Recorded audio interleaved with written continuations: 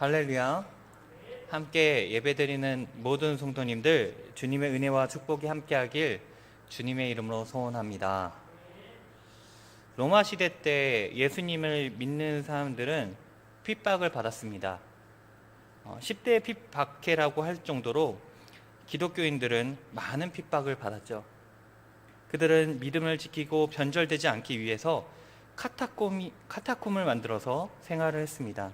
이 카타콤은 개미집처럼 땅에 굴을 파가지고 그 속에서 그리스도인들이 생활하던 곳이었습니다.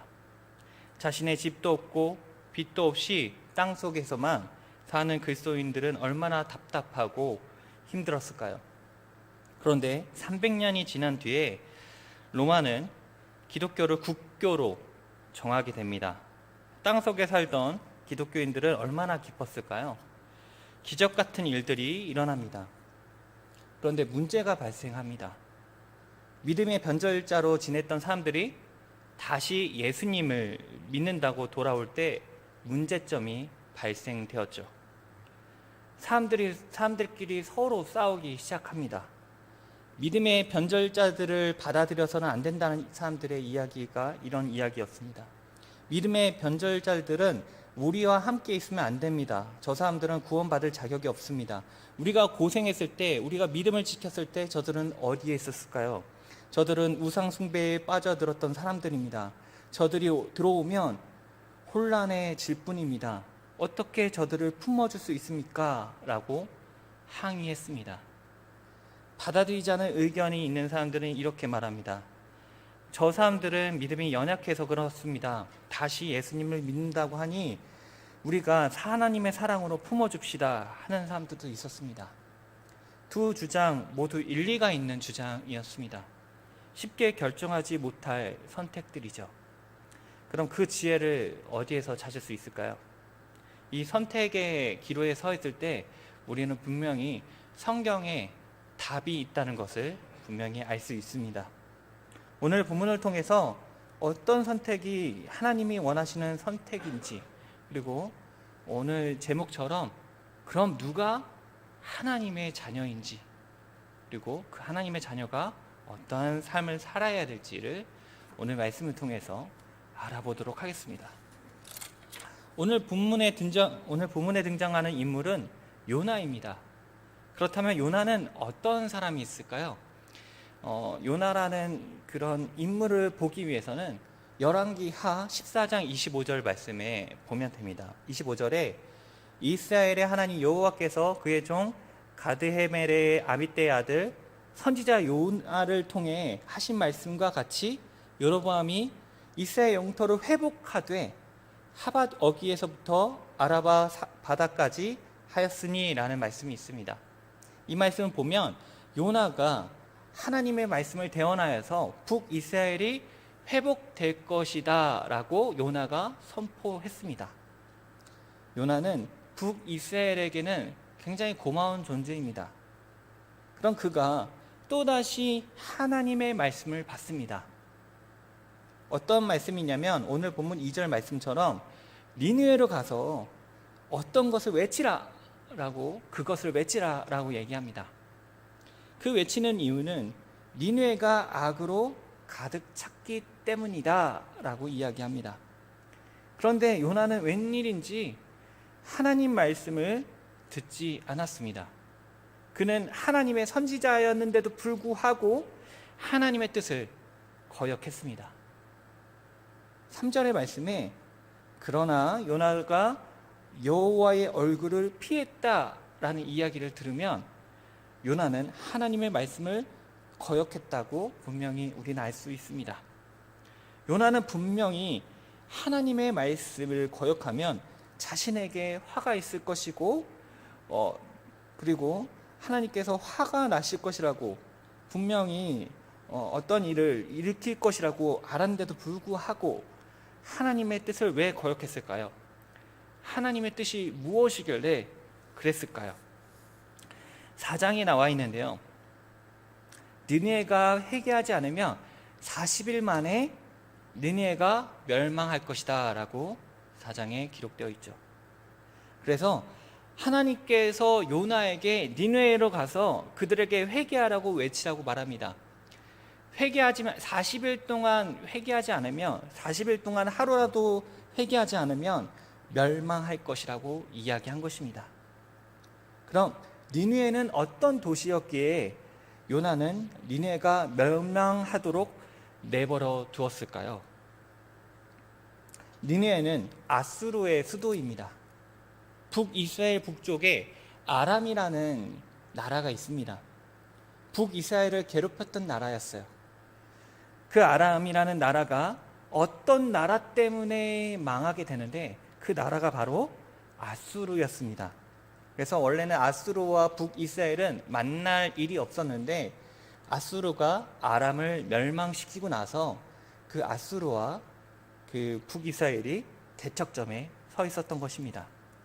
그래서 서로 전쟁하며 서로 견제하며 원수가 되었던 나라가 바로 아수르였습니다.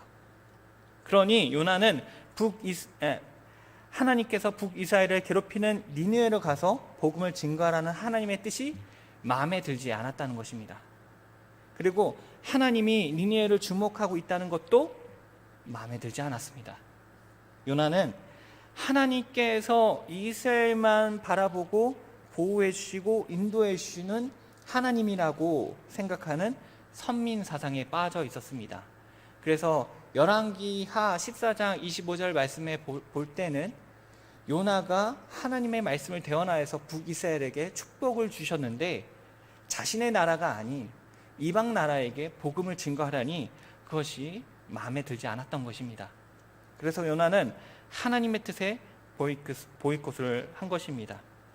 요나는 하나님의 얼굴을 피해서 니느웨의 반대 방향으로 가야 할 것입니다. 그래서 선택한 곳이 바로 다시스였습니다. 정확히는 어디인지는 확실히 알 수 없지만 많은 학자들이 스페인 남부 지방이라고 이야기하고 있습니다. 즉 유럽의 끝을 향해 가고 있는 것입니다. 그때 당시에 지중해를 건너 유럽의 끝을 가겠다는 것은 생명을 걸겠다는 것입니다. 언제 도착할지도 모르고 몇 날 며칠 몇 년이 걸릴 수도 있습니다. 왜냐하면 그것이 지중해의 그 해가 굉장히 험하고 많은 이슈들이 있기 때문입니다. 그래서 지중해를 건너려면 전 재산을 팔고 전 인생을 거는 일과 같았습니다. 요나가 얼마나 걸릴지도 모르는 다시스 행을 선택한 것은 자기가 어쨌든 40일만 버티면 니느웨가 망한다는 것을 알기 때문에 최대한 멀리 가려고 했던 것입니다. 그래서 요나는 목숨을 걸고 다시스 행 배에 올라탄 것입니다. 여러분, 하나님은요 이스라엘만의 하나님이 아닙니다. 온 만물의 하나님이십니다. 우리는 이렇게 생각합니다. 저 사람은 하나님을 믿으면 안 돼. 저 사람은 저렇게 죄를 저질렀기 때문에 교회에 나와서는 안 되고 천국에 못 갈 거야. 저 사람은 완전히 쓰레기 같은 인간이기 때문에 하나님이 와도 변화되지 못할 거야 하며 은연중에 판단할 때가 있습니다. 말은 하지 않아도 속으로 그렇게 생각할 수도 있죠. 우리 한번 하나하나 따져봅시다. 따지면요, 제일 먼저 저는요 하나님 자녀가 될 수 없습니다. 여러분도 한번 생각해 보시기 바랍니다. 하나님의 자녀가 되는 조건이 되었는지 아니면 미달이 되었는지 말입니다. 말씀 로마서 말씀에 누구도 의인은 한 명도 없다고 얘기합니다. 우리는 의인이 될 수 없습니다. 자격이 없는 사람들입니다. 하지만 하나님께서 죄인인 우리를 불러주셨습니다. 죄인에서 하나님의 자녀로 불러주셨습니다. 그러므로 우리 안에 선민 사상이 뿌리박고 있었는지 점검해 보시기 바랍니다. 만일 있다면 회개하며 나아가는 저와 여러분들 되기 원합니다. 다시스로 향하는 배에 올라탄 요나, 그는 잠을 쿨쿨 편안하게 자고 있었습니다. 그런데 하나님께서 큰 바람을 불게 하셔서 큰 폭풍우가 일어납니다. 어느 정도 불었냐면 말씀에 나와 있듯이 배가 거의 깨질 정도로 큰 폭풍우가 불었다고 합니다. 이때 사공들은 두려워하기 시작합니다. 두려워하는 대상이 바뀌게 됐는데요. 처음에는 그 강풍 때문에 두려워했습니다. 그래서 사공들은 이 풍랑을 멈추게 해달라고 기도했습니다. 자신의 신에게, 자신이 믿고 있는 신에게 기도했습니다. 그러나 요나는 누워 깊이 잠이 들었습니다. 요나가 이 난리에도 가만히 누워 잠을 잤던 것은 하나님께서 이렇게 하실 것이라고 알고 있지만 하나님의 뜻을 절대로 받아들일 수 없다는 그 고집 때문이었습니다. 선장이 누워 자고 있는 요나를 발견하죠. 선장은 그를 급히 깨웁니다. 지금 이 난리가 나고 있는데 자고만 있냐? 내 하나님, 너희 하나님께 한번 기도해봐라. 혹시 하나님이 우리를 생각해 주셔서 망하지 아니하게 하실 것이다 라고 선장이 요나에게 이야기하고 있습니다. 여러분, 믿는 자는 요나입니다. 하나님을 믿는다고 하는 자는 요나인데 요나보다 선장이 더 믿음이 좋아 보입니다. 아무리 자신의 신들에게 기도해도 파도가 잔잔해지자 또 제비를 뽑죠. 누구 때문에 이 재앙이 왔는지 알아보도록 하자라고 말합니다. 제비를 뽑으니까 누가 뽑혔냐면 바로 요나가 뽑힙니다. 요나는 이렇게 말합니다. 내가 하나님을 피해 폭풍이 일어난 것이다. 그러니 나를 바다로 던지면 잔잔해질 것이다 라고 이야기합니다. 근데요, 요나는 되게 당당합니다. 여기에 선원들은 굉장히 막 분주하고 두려움에 떨고 있고 이 모든 것이 무슨 이유 때문인지 자꾸 찾았습니다.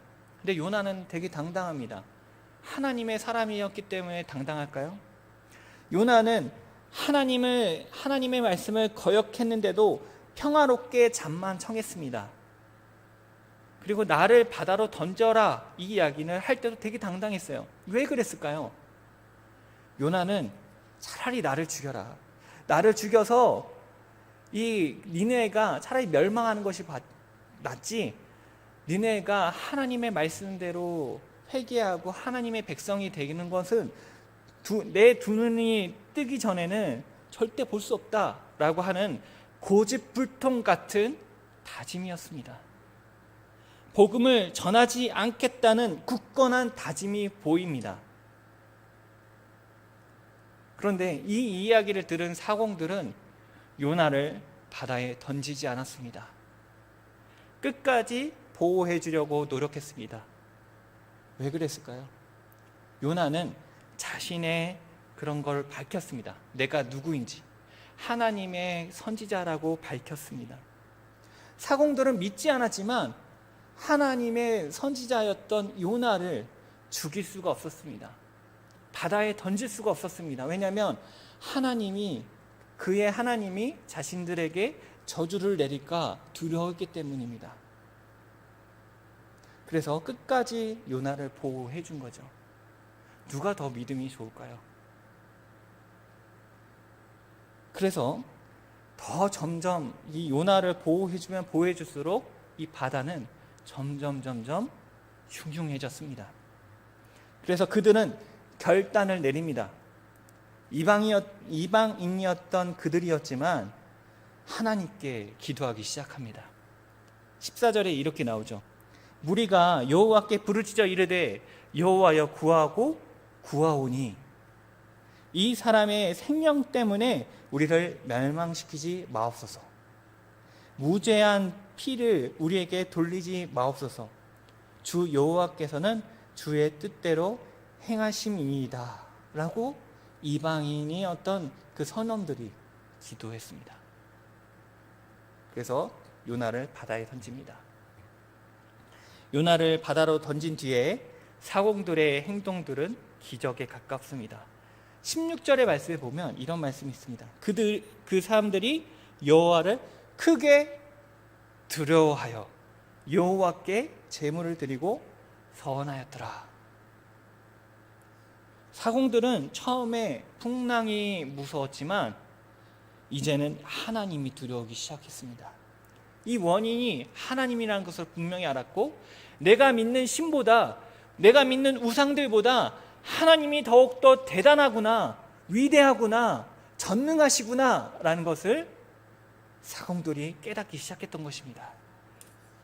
요나는 9절에 나와 있듯이 나는 히브리 사람이고 하나님을 경외하는 자라고 입으로 얘기하지만 실전적으로 이야기했던, 행동적으로 나왔던 모습들은요, 사공들이 더 하나님을 믿는 사람같이 보인다는 것입니다. 그런데 요나는 하나님의 뜻이 자신의 뜻과 맞지 않다고 생각하여 하나님을 두려워하지 않고 하나님을 피해 도망갔습니다. 하지만 이방 신들을 믿고 있는 사공들은 하나님을 두려워하기 시작했으며 하나님의 선지자를 끝까지 보호하려고 했으며 하나님의 뜻대로 행하기를 원한다고 기도까지 했습니다. 요나가 그토록 저주하고 하나님의 백성이 아니라고 했던 이방인들이 더욱 하나님을 경외하는 모습을 보여주고 있다는 것입니다. 여기에서 하나님께서 요나에게 말하고 있는 것입니다. 즉, 하나님의 백성은 어떠한 특별한 사람이 아니라 우리 모두가 하나님의 백성이라는 것입니다. 여러분, 저는 걱정이 하나 있습니다. 왜냐하면 코로나가 끝난 다음에 그 교회를 걱정하고 있습니다. 코로나와 상관없이 신앙을 지키는 성도님들이 있습니다. 든든합니다. 굉장히 든든하고 굉장히 힘이 됩니다. 하지만 코로나로 인해 연약한 믿음을 가진 사람도 있겠죠. 그런데 이 고난이 끝난 뒤에 코로나 때문에 안 왔다가 코로나 이후에 온 성도님들의 편견이 생길까봐 두렵습니다. 함께 모여 있는 동암교회 성도님들은 그런 편견이 절대로 없을 줄 믿습니다. 하나님께서 저희를 먼저 불러주셨고, 하나님께서 저희를 먼저 불러주신 이유는 요나도 마찬가지고 저도 마찬가지고 여러분들도 마찬가지고 먼저 하나님께서 저희들을 믿음으로 강건케 한 이유는요, 하나님께서 우리를 더욱더 사랑하신 것이 아니라 하나님께서 우리를 먼저 불러서 연약하고 하나님을 믿지 않은 영혼들에게 복음을 증거하고 위로하기 위해서 저희들을 강건케 해주시고 저희들을 먼저 불렀다는 것입니다. 믿지 않은 이방인들에게 복음을 증거하고 정말 연약한 사람들을 위해서 정말 믿음이 강건해질 수 있도록 합심해서 기도하고 이끌어주기 위해서 저희가 먼저 이렇게 예배를 드리는 것입니다. 믿음이 연약한 자들을 향해 믿음의 변절자라고 말하는 것이 아니라 나는 코로나 때문에 이렇게 믿음을 지켰는데 하면서 자신의 의를 드러내는 것이 아니라 하나님의 사랑을 받은 자로서 보듬어주고 사랑해주는 하나님의 자녀들 되길 주님의 이름으로 소원합니다. 하나님의 자녀로서 우리는 하나님의 뜻대로 복음을 증거하는 저와 여러분들 되곤 합니다. 말씀을 맺고자 합니다. 우리는 하나님의 뜻과 하나님의 뜻이 이해 안 되고 하나님의 뜻이 말도 안 되어서 나는 하나님의 뜻이 정말 말이 안 됩니다. 저 사람이 어떻게, 이 상황이 어떻게, 이렇게 의문점들이 들 때가 있습니다.